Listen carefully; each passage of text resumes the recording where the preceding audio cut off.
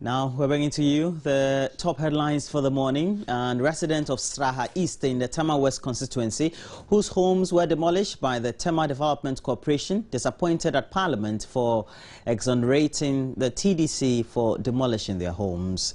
The Ghana Grid Company has revealed a campaign to get Ghanaians to put off non-essential electrical appliances during the World Cup. So far, saves Ghana at least 50 megawatts of energy. Well, so that's the headlines we have for you for the morning. Now, we have the details of the news. And our first story, Ghana Grid Company has revealed a campaign to get Ghanaians to put off non-essential electrical appliances during the World Cup. Seem to have saved the country at least 50% of power, as we're being told that 50 megawatts of energy so far has been saved. It says that that's about half of the load of Northern Ghana alone. The World Cup 2014 edition was staged in Brazil from June 12 to July 13, 2014. The company made an appeal during the tournament for Ghanaians to conserve energy. It said public compliance with this appeal would make available an estimated 100 megawatts of electricity for many more people to watch football matches with minimum load shedding. And following a successful public campaign, GridCo is urging Ghanaians to continue with conscious efforts to conserve energy. Ghana crashed out of the competition, though, after a poor first-round performance. Germany won the competition entirely after defeating Argentina in the final.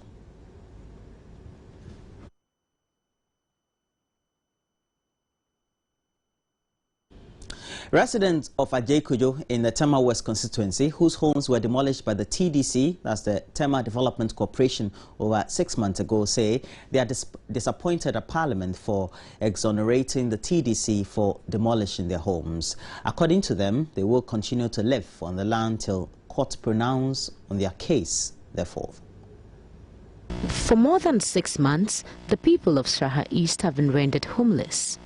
Their structures were pulled down by the Tema Development Corporation. Since then, many live in tents on the land in the face of continuous harassment by unidentified security men.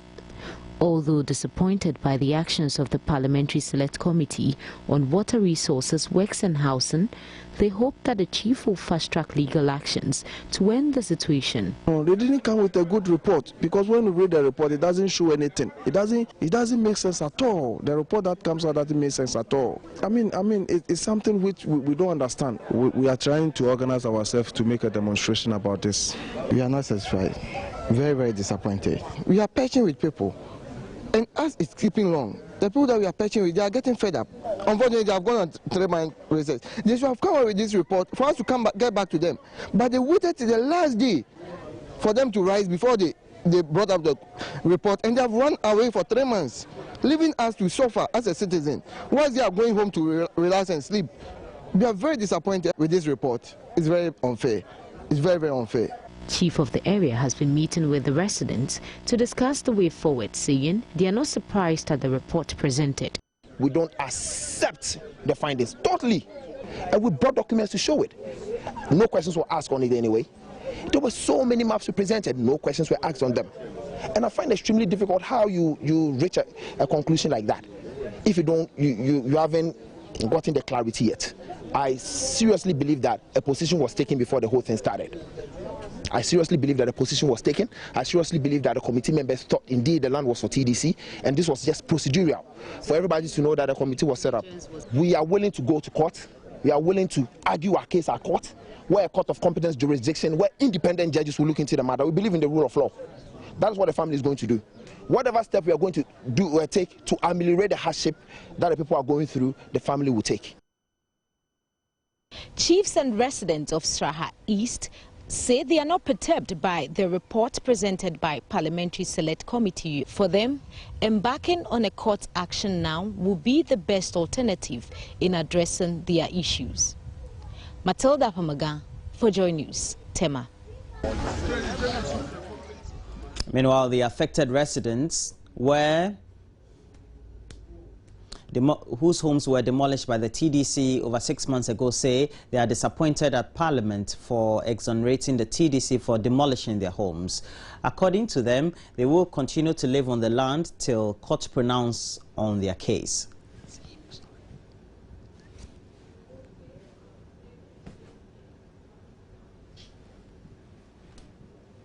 too happy about the report, though they had said something for and on behalf of my constituents. I still think that they didn't delve into the report properly the way they should have. If you look at the petition I brought before the House, it was not as to ownership. It was not as to whether or not TDC owned the property. I was looking at a situation of acquiescence. It is possible that you own the property, but you have looked on and made people believe it's okay for them to build. They would have come to certain conclusions like this. It would have bent totally, tilting negatively against the TDC. Instead of seeming to batter the thing, oh, this is left and this is right, and TDC should take steps to take care of the situation. What do you mean by take care of the situation? My petition was exact. We want our land back.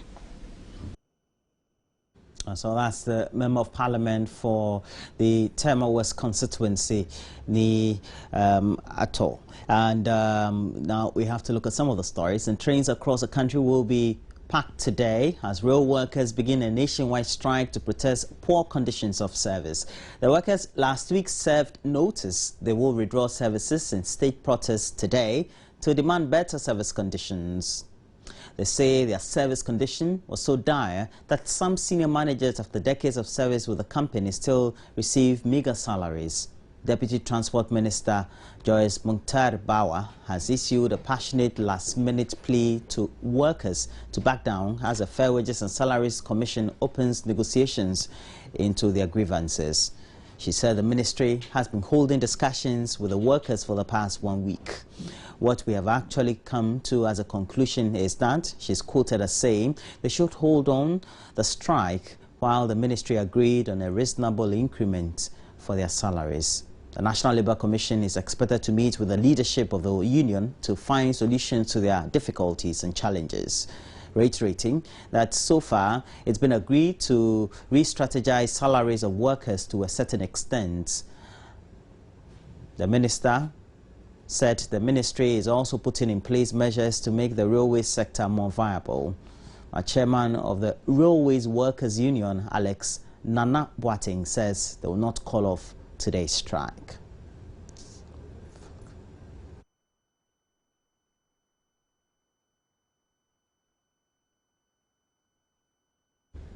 Government says it will soon announce a $1.5 billion lifeline for some key infrastructural projects that could suffer after the initial $3 billion Chinese loan meant to execute these projects was slashed to the current figure 1.5.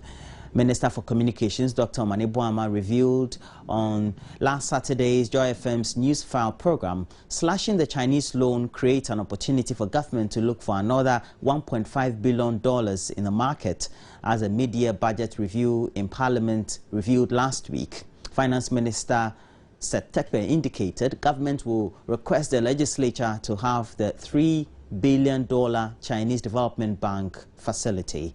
He explained to Joy News the terms of the loan were no longer satisfactory after the Chinese demanded more oil than government was willing to offer in exchange for the record loan facility. This unexpected turn of events leaves some of the projects designed with a $3 billion loan in mind underfunded. It is known, or it is unknown, which specific project will suffer.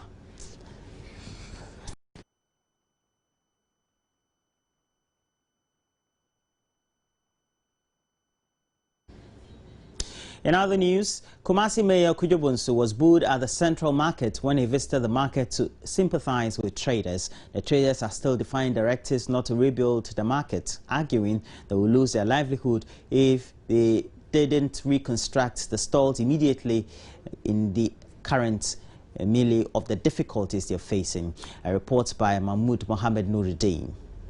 After Thursday's fire outbreak at the Kumasi Central Market, traders are picking the pieces to rebuild stores and start trading as soon as possible. Their action, however, defies Ashanti Regional Minister Samuel Sapon's directive, as they should not reconstruct stores. Judging the rate of reconstruction, regular business activities will begin on Monday if city authorities fail to stop the construction. The traders argue that their source of livelihood will be cut off if they wait for government to rebuild the market. They were not moved by the calm words of the Kumasi mayor, Kojo Bonsu, but rather booed him.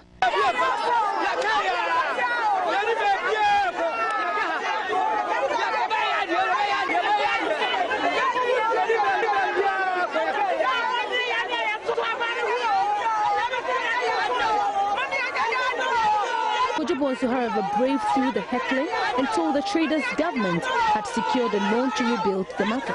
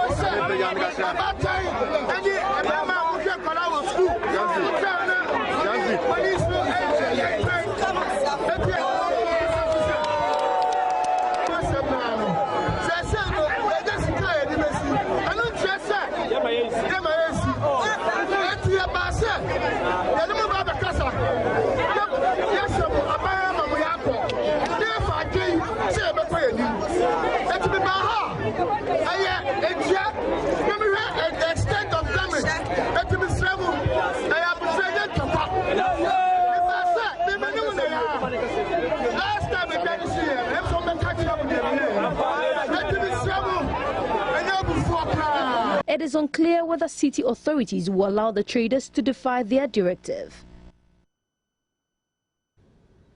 Investigations are ongoing into an assault allegation leveled against the chief executive of the Ghana Free Zones Board, Kwejo Chumbuafo. The Free Zones boss, who allegedly slapped his driver, is being investigated by the airport police after the driver lodged a complaint against him. According to the driver, Seth Obeng, his boss, Kwejo Chumbuafo, assaulted him when he tried to intervene in a confrontation between his boss and an elderly woman. My boss was having some misunderstanding with a certain old lady, and I tried to stop him, and he slapped me, and I blocked with my hand. So as we came home in his own house, the mother was asking that what happened, and I didn't attack it. So he started. All of a sudden, what I will see is that he has slapped me just like that. And the mother said, "Oh, Kwejo, what are you doing? It will bring a lot of issues. Stop it. Stop it." So that is what happened. And I get down from the top and I went my way. Now I can feel that one of my left eye is paining me. And blood was coming out from my nose, the left side. Now I can feel some noise in my ear. So I report to the police, airport police station, and they give me police a medical form. So I went to Lekma Hospital. Confirming the incident, PRO for the Accra Regional Police Command, DSP Freeman Tete, said progress of the investigation is largely dependent on receipt of the medical form from the driver. We've commenced investigating into it. The medical form has been issued to the gentleman. We are going to fully start investigation when we return with a fully endorsed medical form. As a procedure, he should be invited, but all depends on when the gentleman returns with the endorsed medical form and a case of assault against him by the boss. So that is what we have in our record. Well, we've just commenced investigation. What I can say is that we are investigating a case of assault against a member of the public. So that is what we are investigating. We will not be preempting or jumping the gun. Meanwhile, the driver could not tender in the medical form on Sunday because, according to him, officers in charge of the case were absent at the station when he turned up. He's expected to tender in the medical forms on Monday. Efforts to reach Kwejo Chumbuafo for his side of the story has been unsuccessful. Well, so that's it for the news headlines we have for the morning on the AM show. Next, we bring you sports with Benedict Owusu. Do stay on.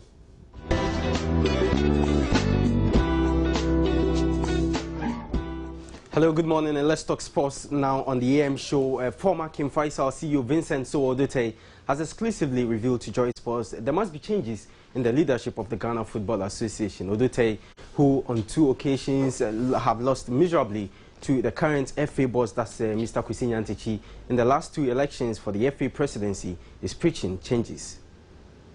For us to be winners, for us to be sustainably competitive, there must be changes. That changes, in my view, has to be driven by the leadership. There's a leadership that has a vision and carries everybody. For us, I believe that as leadership, from the management point of view, we are not creating enough value. We are not enhancing value, and with proper positioning of the Ghana brand of football.